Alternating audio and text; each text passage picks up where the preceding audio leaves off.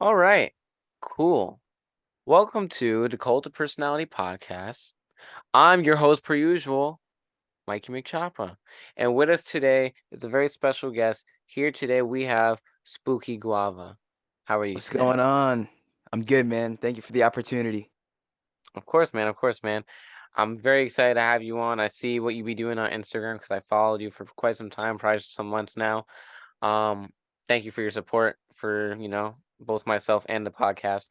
But I also want to say I've been checking out, I've seen your stuff and I've seen you do shows, I've seen you do videos, I see you do your TikTok promotions and stuff like that. I see you put a lot of work into your stuff, so I'm excited to talk about it all. Also just talking about your come up, your start as an artist. So oh yeah, man, welcome to the pod. Thank you, man. Yeah, man. How are you? Where are you from? Tell us, a little stuff before we get into the meat and cheese of everything. Yeah, I'm doing pretty good right now. It's a Friday, so can't complain. I'm from Hamilton, Ontario, Canada, which is like an hour away from Toronto. I feel like anybody outside of Canada really only knows Toronto from Canada. Yeah. So, yeah. Oh yeah, man, that's cool, man. I don't know if we've had any Canadians on the pod before. Our friends No from up way. north. Yeah, so that's pretty cool, man. Shout out Canada. Um, how was your upbringing out there and stuff like that? Talk about the young life as Spooky Guava, young guava. Yeah, I mean, I've been kind of like, I feel like I was always drawn to like music since I was a kid, like even if it was in like the littlest ways. Like I remember like growing up in the house, my mom would like play like Backstreet Boys CDs and shit, and that would always like catch my ear, and I would be like what is this? And then growing up, sort of like I tried to like play musical instruments, but never really like fully went into it. Like, as I feel like as a kid, like I just got bored of things so quick, and I mean school wise, like I feel like everybody at school would always like ask me like what are you into? What do you want to do? And it's like at my school there wasn't really like my elementary, there wasn't really like a music like I don't know scene or like not a lot of people who were really like into music as much. And it's like you were either like a sports kid or Yeah.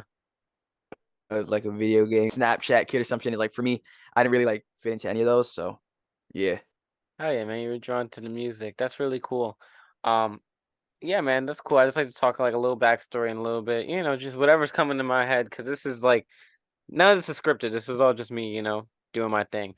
I guess we'll move into like the first and like very essential, emphasized, quotable question that we have here on the pod. It goes a little something like this. I'm sure you've seen it. Spooky Guava, the name, the image, the aura, and the energy. How did it start? How did we get all the way over here to this very present moment and everything in between? Kind of like your origin story. Got you. So, Spooky Guava was a name. It was actually my first username before TikTok became TikTok. It was called Musically, and then I put my name in as Spooky Guava, and then I was just posting like dumb TikToks on there because I was a kid, and then it just stuck with me to Instagram. And Spooky Guava, the guava part is because I used to eat like guava candies and shit as a kid. I used to like that. And then Spooky was one of the drummers of my favorite band. His nickname was Spooky, so I just used to like really fuck with him as a kid. They got me into music, and so that's pretty much how the name came about. Which band was that? It was 21 Pilots. Oh my god. Yo, Yeah, how the fuck did I oversight that? I was like the biggest 21 Pilot fan as like a fucking 13, 14-year-old, and I stopped listening after. But I remember that the whole spooky clique or whatever the fuck they call themselves, yeah, right? yeah, Um, man, that's funny. That's cool. That's cool. Yeah, Josh Dunn. Shout out 21 Pilots. for Um, real. yeah, and also talking about that. Fuck, you had said something else, and you had mentioned something that was quite interesting. I'm trying to remember. It just exited my head because I got distracted by that. But fuck. What'd you say? Say what you said again. I'm It was sorry. about like musically and TikTok and shit. Oh, I completely forgot that TikTok was ever Musical.ly. That shit was actually really crazy that you For real. mentioned that, You remember that shit when like TikTok first came out, but man, Hmm. ain't nobody remember that shit was Musical.ly now. That's crazy. Um, Yeah. Going into your name though, I like that it's personable and that you made it two things, of your childhood. Well, one thing, just full childhood. Another thing very musically inspired as well. So that's cool that you Mm. put that together. Um, when it comes to the name as well, talk about moving forward with the name. I mean, when did you start? Did you have any names before Spooky Guava, or you just been Spooky Guava since the beginning? I feel like I've been Spooky Guava since the beginning, like on social media and like just like I before I started making like the music I make now, I started out like playing drums as a kid, and that's still something I do to this day. I can't play where I'm at now because I don't have space for a kit, but I still practice. And so before quarantine hit, when I can't remember if it was, I feel like it was before high school even. I used to like have like shows in my parents' basement when they like left for a bit. I would like have all my friends come over and I would just like play like my Spotify playlist through the speaker and I would just play drums over top of it. For some reason, a 14-year-old me thought people wanted to come out on a Saturday night and watch a kid play drums for like an hour and a half. But yeah, that's pretty much. And then quarantine hit, and I was like, I didn't know what to do with myself. I was going through some stuff, and then I started producing. Started producing on my phone in GarageBand. I dropped like a whack ass mixtape back in 2020. And then yeah, I just kept progressing eventually to working on a laptop, and then switching from like GarageBand to Logic. And that's pretty much where all my material on Spotify is now. It's just stuff I've done since I upgraded. Hell yeah, man. So the overall span, you've been making music for about, you would say, you said before quarantine, I would say like 3 or 4 years now. I mean, including like those whack first two mixtapes that don't exist anymore, I'd say about 3 years, yeah. But I've been trying to take this shit more seriously since like last year, February. So Awesome, man. Awesome. That's what's up. And I've seen you've been doing your thing, and you've been accumulating your fan base and working on your sound. And I think that's really cool. Um, Maybe talk a little bit about something we could easily segue into, because you talked about we mentioned 21 Pilots and we mentioned artists of others, and you're talking about this little, drumming over Spotify and stuff like that. I like talk about maybe some musical inspirations that brought you to where you are right now as Spooky Guava, or inspired you to create and stuff like that. So just, run us down that list. yeah, for sure. I feel like with the music that I create, like I like to bring in inspiration for like a bunch of different genres. Like I'll be listening to bands like Blink 182 and like Sum 41, and then my playlist will eventually like skip to like Lana Del Rey or TV Girl, And then I feel like I'm really inspired currently by like guys like Goth Boy Click, Peep, Cold Heart. How we like got in contact about Cold Heart and all them. Yeah. Um, MGK, stuff like that. But yeah, I feel like more recently it's been a lot like the emo rap, underground, not underground rap, but like alternative rap artists, Suicide Boys, stuff like that. Hell yeah, man. Hell yeah. And you market yourself as emo rap, like I see on like your like promotional stuff. And I want Mhm. to say, like, what draws you to the emo rap stuff? Especially I guess now in 2023, like we are, like, I guess, like years separated from like the emo rap movement, right? So Yeah. like what draws you to that, and what keeps you to that sound, and like what keeps you wanting to make that? Yeah, I mean like it was weird because when released my like album back in February, I didn't really think of myself as emo rap. I just thought of it as just like indie or like indie rap or something. And I was with some of my homies at their place, and then like they said like, "Oh, you sound a lot like you remind me a lot of like Peep." And I'm like, "Peep." Like I didn't really listen to Peep and stuff before that. I didn't really think of myself in that same category. And my homie's like, "Yeah, you make like Peep music. Like I feel like Peep fans might like fuck with your music." And so I started listening to Peep and like, cause obviously when Peep was popping like 2017, I was like 11, so I didn't really like fuck with it back then. But when he said that, I started like diving into like the genre and the subgenres and stuff, and I found that it's a really, I feel like as artists sometimes we feel the need to like barricade ourselves from truly expressing what we feel because fear of judgment, stuff like that. And just hearing these guys be so open about everything they're going through, and it's like so direct in their songs. It's like they had, if I felt like as vulnerable as they were being, they had nothing to fear because they were able to let it all out. And that's Right. something that I like hope to develop in my music eventually. Right, right, right. That's crazy, man. So, well, what you're saying, you got into Lil Peep fairly recently, like what, like last year? Yeah, probably like April, May of last year. You know, like I knew who he was, but I never Yeah. really listened to him and shit. No, that's crazy. I think that's so crazy that like, oh my God.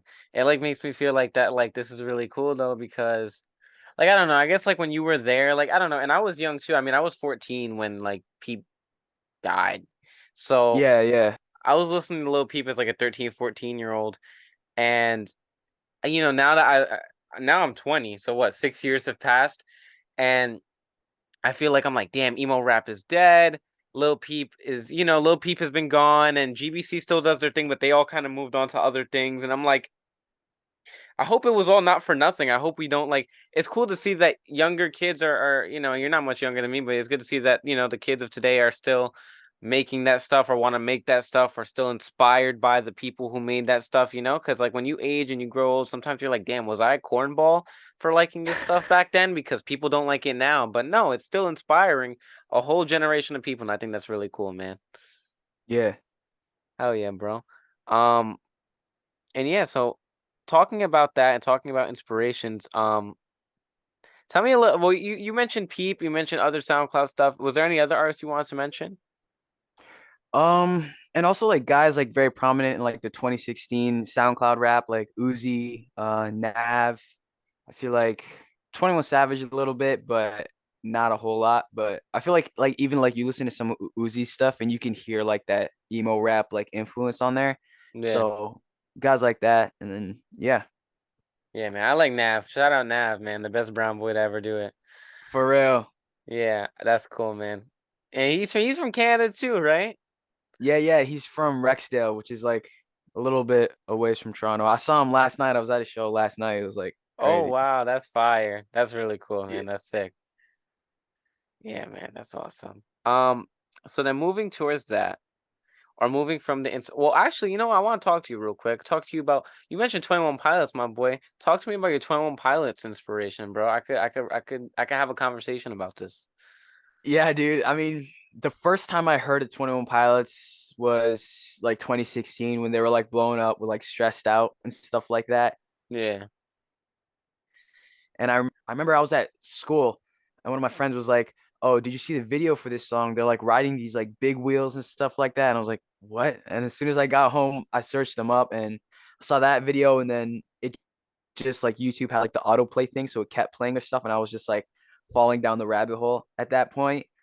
And Oh like yeah. it like before that, it never really dawned on me that you could do music and make a living. Like, you know, but I started like seeing like more about them and how they started out very local. And then I see them like headlining these big festivals like Reading in Leeds and Lollapalooza. And it's like they're getting paid to be there. They're able to like wake up, do these shows, play these songs, and make a living. You know, they don't have to worry about, you know, school or like work or stuff. And that really for me clicked in my head because that's when I started, you know, getting into playing drums.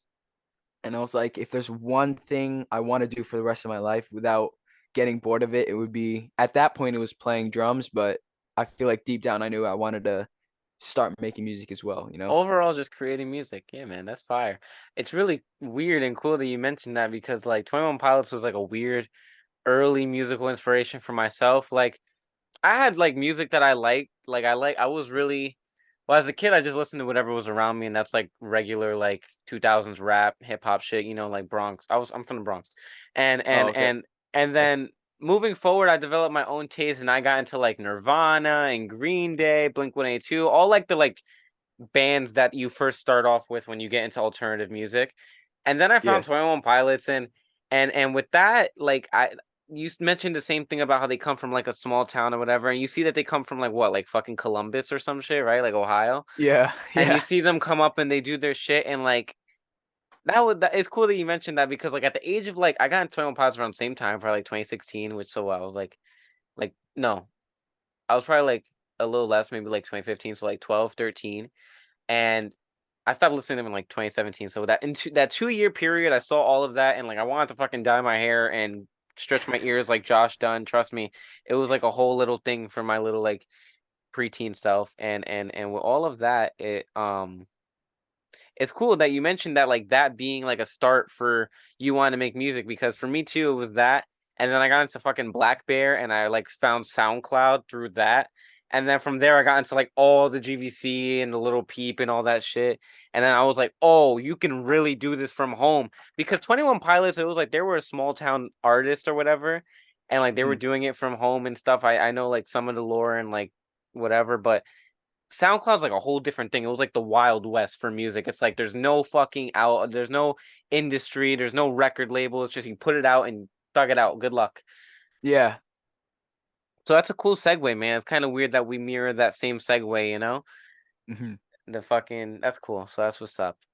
Um yeah, man. I mean, with music now, getting inspiration out the way, and I want to touch more on 21 Pilots just because I wanted to because just because it's like it's in your name, like your name is influenced by it. So I'm like that has to be an essential inspiration to touch on real quick, Yeah. you know, for Spooky Guava.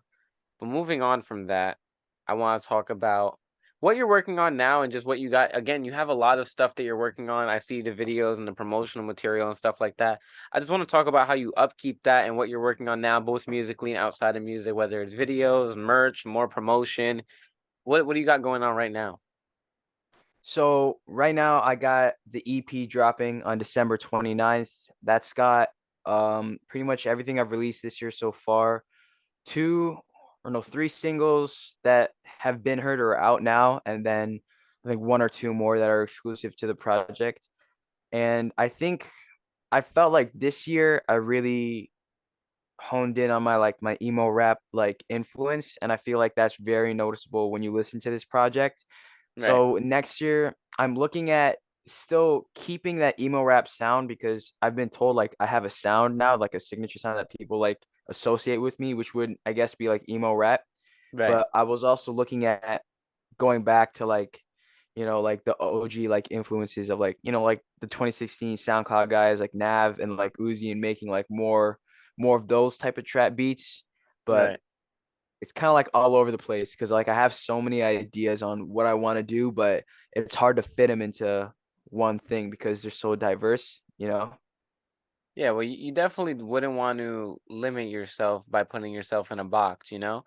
Um, I know it's easy sometimes to like make consistent stuff. Like if you want to be an emo rapper and you just want to make emo rap, you could easily build a fan base because you're doing something consistent. But if you ever want to experiment, I definitely think you should step away from emo rap and always make something that you want to create because that's where you're gonna get your best result, you know? For sure. Hell yeah. But that's what's up, man. I definitely think like I like the OG like 2016, like outside of all the emotional stuff, like the turn up music and shit, you know, just like that whole vibe or whatever. Yeah. Um, it's cool, you know, what I hope is like we could take inspiration from that time and make something new because a lot of people nowadays see 2016 and see that inspirational period and want to just copy it word for word, bar for bar. But I think we should definitely just like take it and apply it to what we're doing now and let's make like a new year, a new wave of music that we'll fucking talk about for 10 years, you know?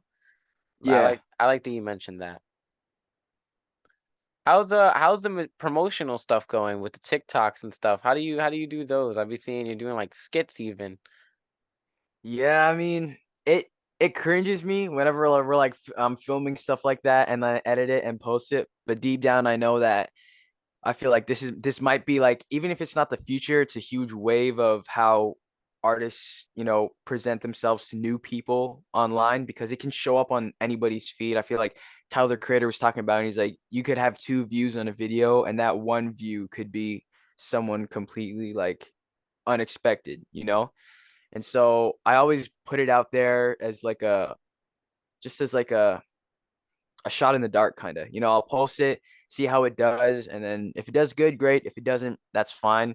I feel like majority of the time I post a video and it'll be some like random like 14-year-old kid in the comments being like, Cardi's better. This sucks. And it's like, bro, that's completely like underrated or unrelated. And it's like you get hate comments once in a while and it's like it's not really that relevant because after those people swipe off your video, it's like they're never gonna see that stuff again. It's like and that's how I try to leave it. I see a comment, I leave it there. It's fine. I'm never gonna see it again.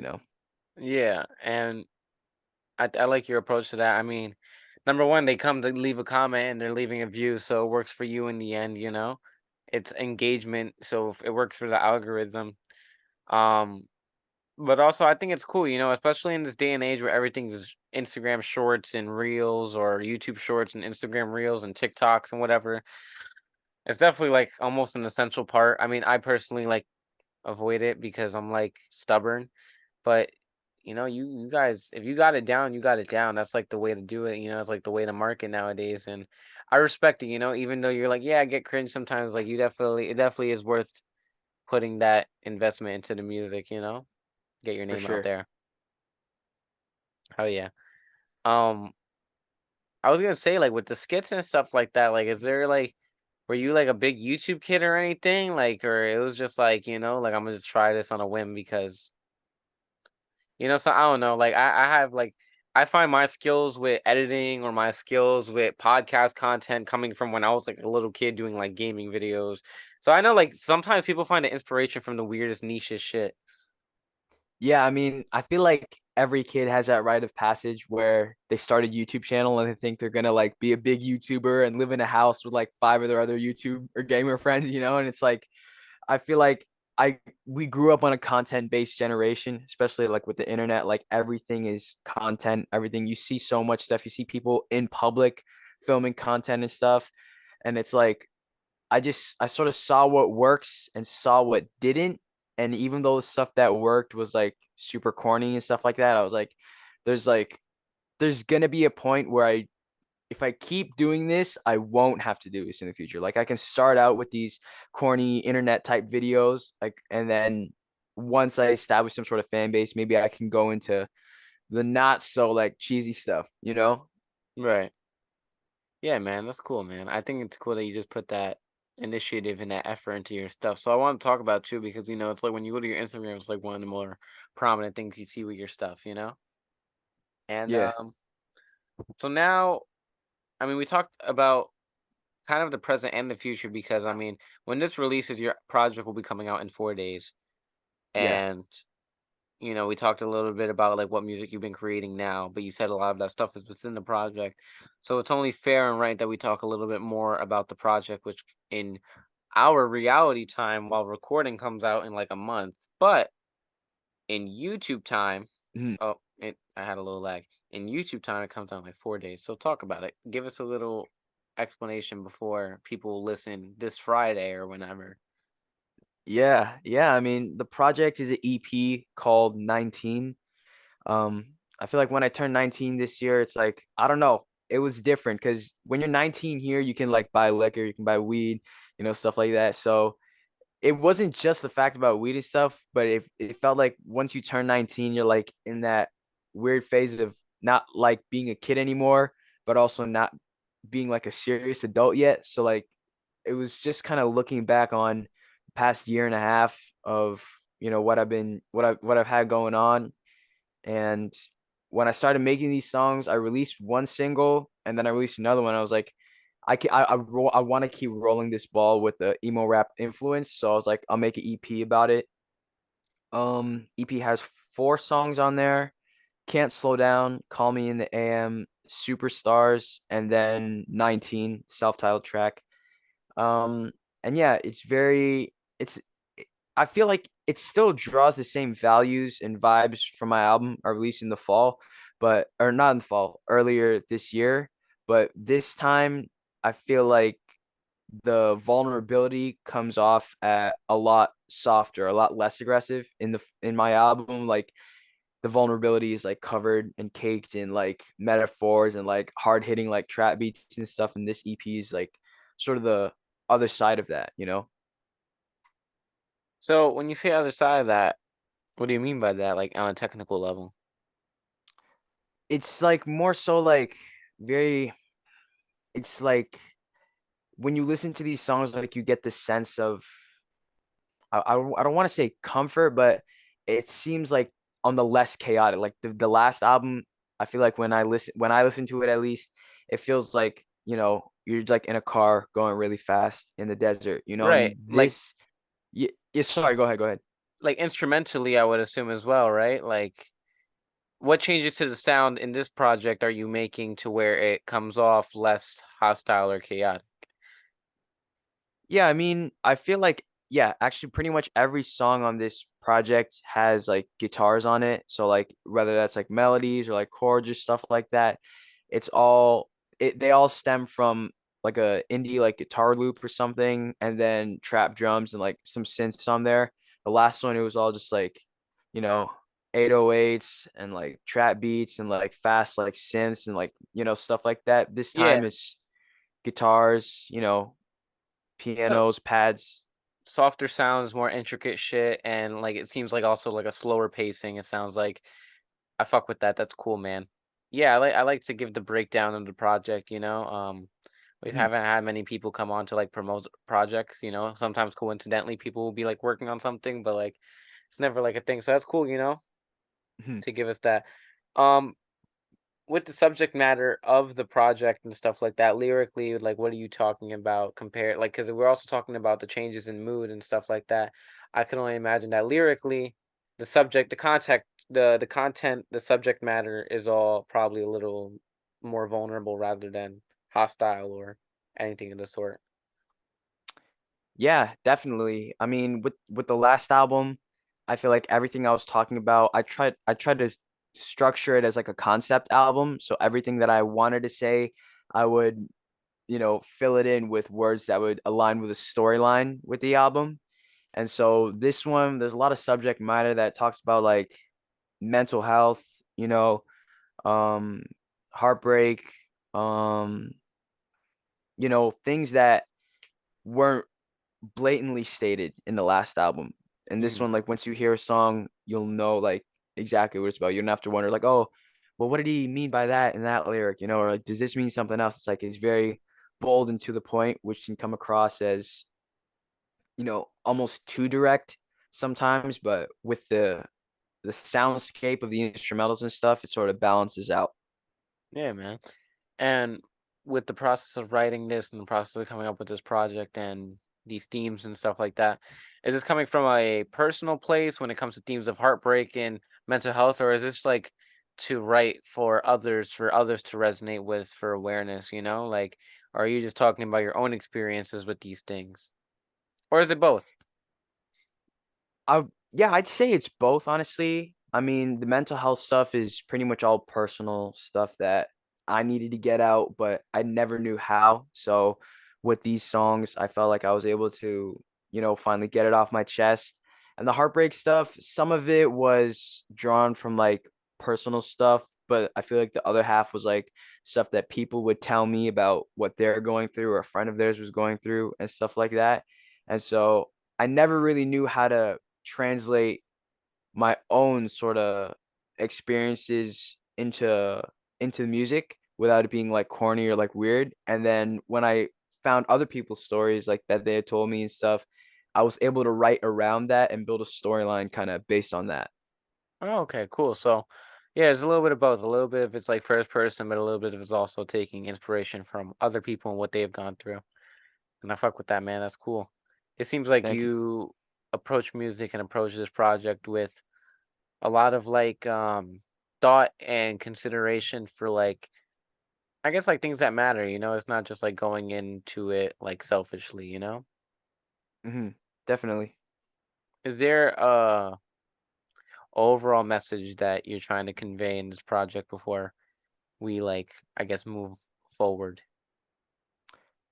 I feel like especially with the ending track, I feel like one thing I want to convey is that no matter how confusing it seems right now, you might not understand if something happens right now. You might think, like, why is this happening to me? You might not get it. But one thing I've learned is that everything happens for a reason and it's all for a greater purpose. Sometimes you just got to look at it from the bigger picture.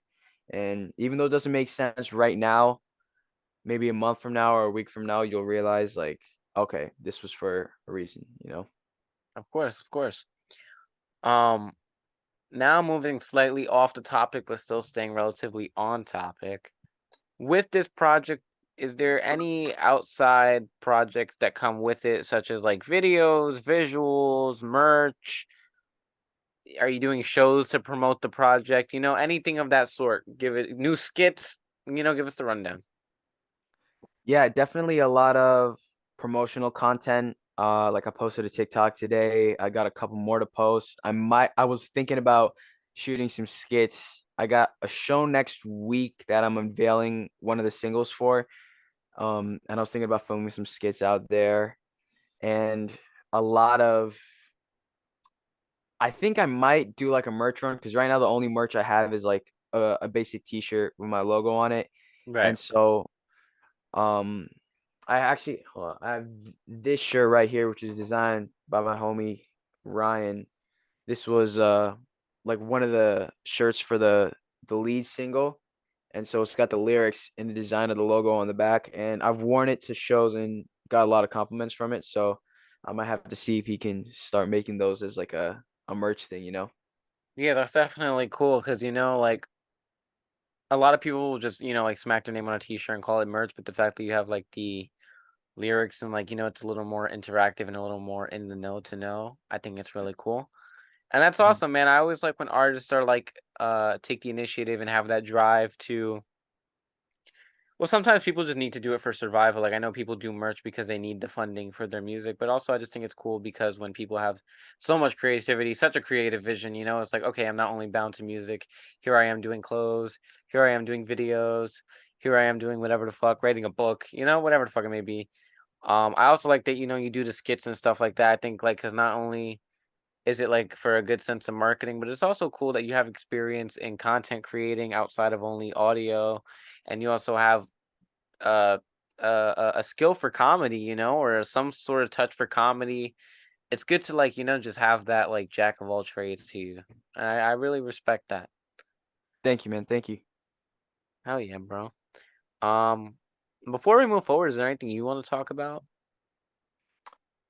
I think you're hitting all your shots so far, man. Hell yeah. Poopy. Oh, my cat's here. Hey, baby. Yeah.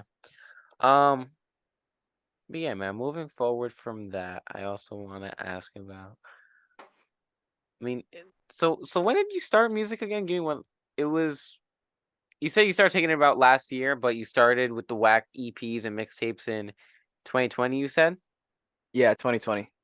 So you were about what, like I was like 16. oh, okay, 16. Well, now I won't touch on them because you know Yeah. what? If they're gone, they're gone. Because I was gonna be like, what are you writing about in these things at 16, But I'm like, that's a fair age. I started making like a lot of my music at 16 too. I thought you were younger for a second. I was gonna be like, damn, what were you writing about? But Yeah. let me think. So now that we talked about the project and we talked about things outside the project, kind of covering the present and the future and the past a little bit, I actually want to go more into the future. So, outside of everything to do with the project, what is the plan after the project and moving forward from that? Like, is it more, are we focusing on more shows? Is it the focus on more merch? Do you want to just are you focusing on the music and doing singles? Or are you going to take a step away from music? Like where's your direction in life? And it doesn't have to be music related, if you're starting up school, talk about that, like whatever you got going on. Yeah, definitely. The number one thing is more shows. I feel like last year, my goal for this year was to do more shows locally, which I did. I did a lot more shows here in like Toronto and like cities a little bit away. But something I looked back on was I felt like this year I was trying to take every opportunity that I could, which is something you can't really be picky about when you're coming up because every opportunity is, a door that leads somewhere else. And you kind of have to go through a lot of those to really find out where you're going. Right. And looking back on some of the shows I did this year, I'm glad that I did them because I had, good experience and fun.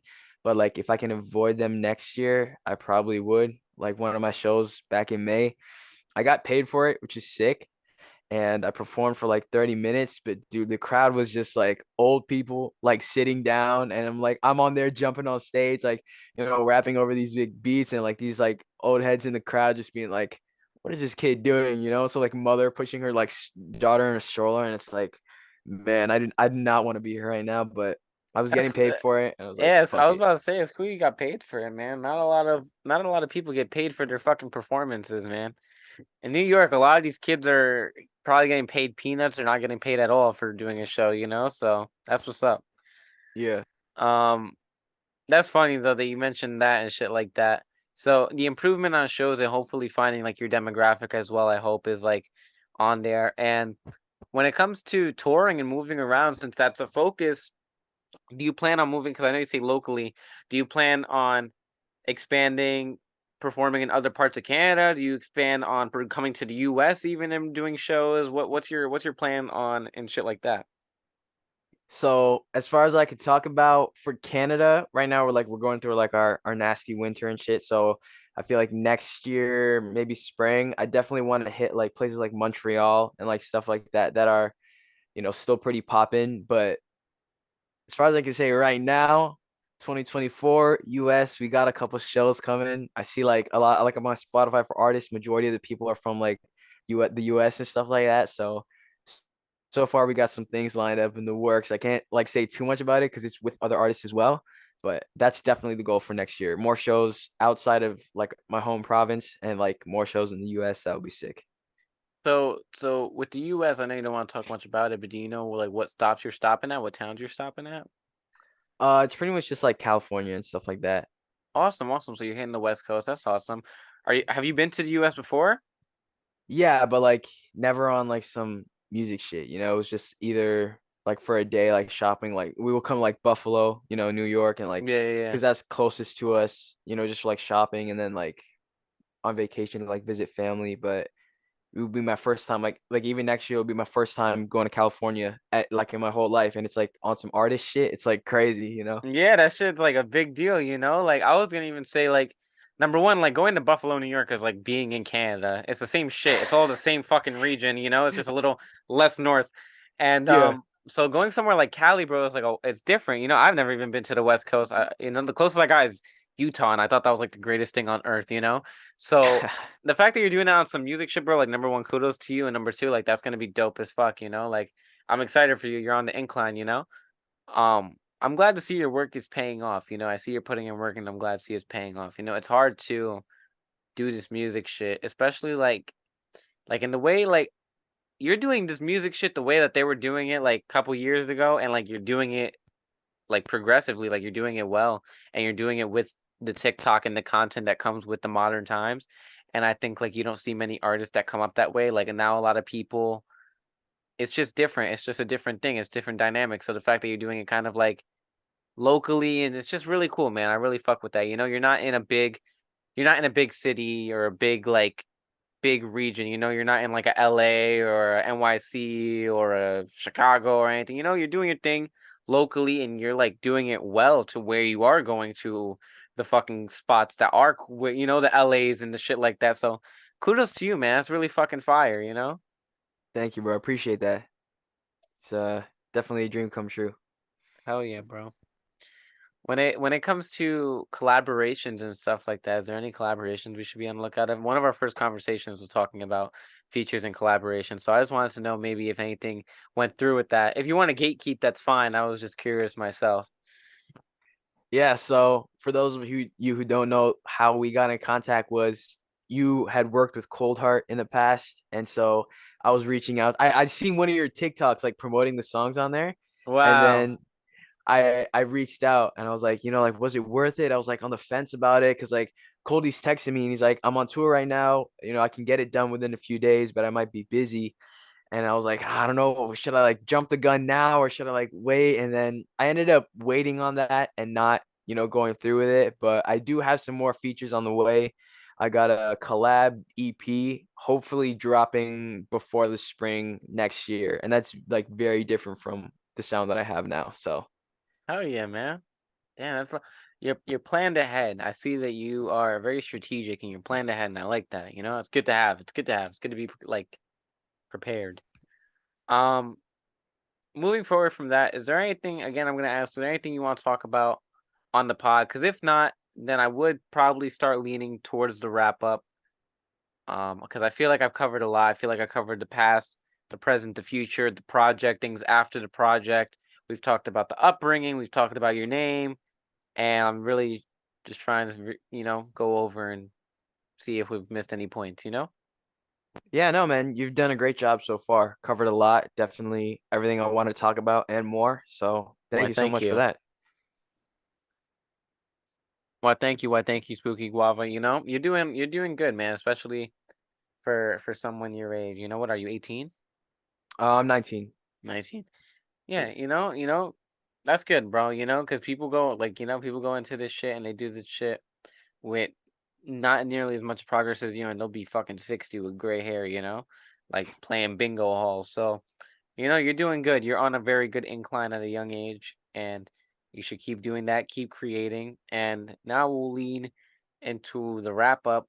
And before that, we have a question for the guest, like our last signature question. And pretty much, Spooky Guava, what do you have going on the next day, week, month, year, decade, century, millennium? And it doesn't have to be music related. It could be what you're eating for breakfast tomorrow, but just letting people know what you have going on from this point forward.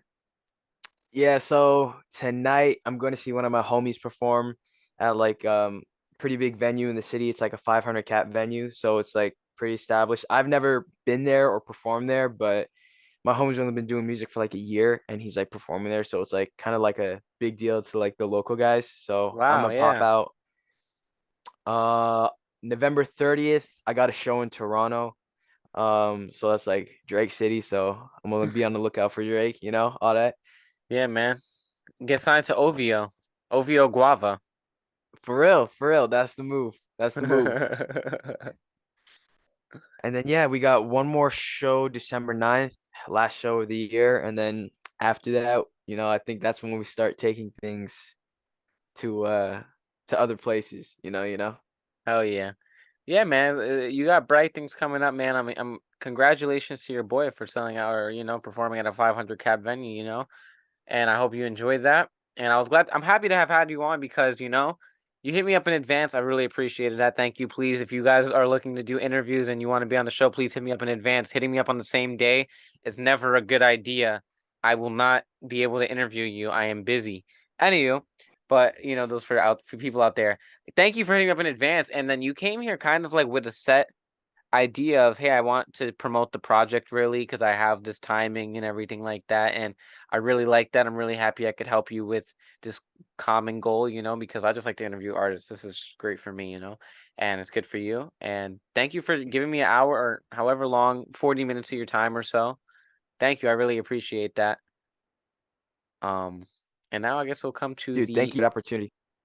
Oh, hell yeah, thank you. Sorry, it lagged, so I didn't hear you until I was started speaking. But yeah, man, no, it really is. Thank you, man. I'm just a regular Joe, so thank you. Um, Now we'll lead to the wrap up, which goes a little like this, this was the Culture Personality Podcast, hosted by yours truly, Mikeymcchoppa. With us today for the last 40 minutes was Spooky Guava here to my left, but you're right. Everybody's right. Yeah. Um, Thank you guys for watching for the last however long, people listening on SoundCloud, Spotify, Apple Podcasts, and watching on YouTube. And thank you again for staying with me for this time and talking about, your story and your music and your message and what you plan to do and all that shit. I really appreciate it. And I think honestly, with how this uploads, you'll be the first episode of the next season. So happy season 5, Cult of Personality, Nalix. I don't know, Cult of. I don't know. I don't know. Hey, I got congrats on 5 seasons. Bro, thank you, thank you. I try to do this thing where I like do like 13 episodes a season, and we're now like I think we reached that already with the episodes I recorded previously. So, anyway, beyond rambling, thank you guys again. Happy Mikey Monday. Peace, love, and hair grease. I don't know who I'm interviewing for the next week because this will be in December, so I don't even know what's going on at this point of my life now as I record this. So we'll see. Um, yeah, man. What else? Yeah, man. Thank you guys for watching. Peace, love, and hair grease. Happy Mikey Monday. Free Palestine. Peace out.